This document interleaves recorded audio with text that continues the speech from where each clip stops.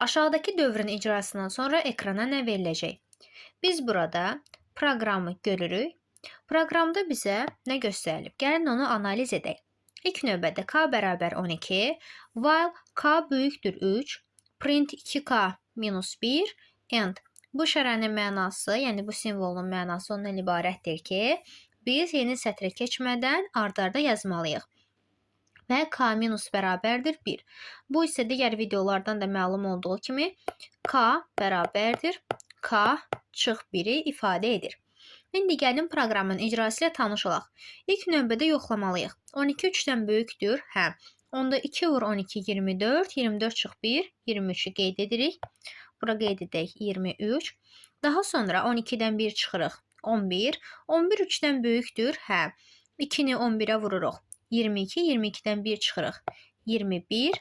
Bu şəkildə davam edirik. Daha sonra 13-dən böyükdür, hə. Printdə 19 çap olunur. Daha sonra 9 3-dən böyükdür, hə. Printdə 17 çap olunur.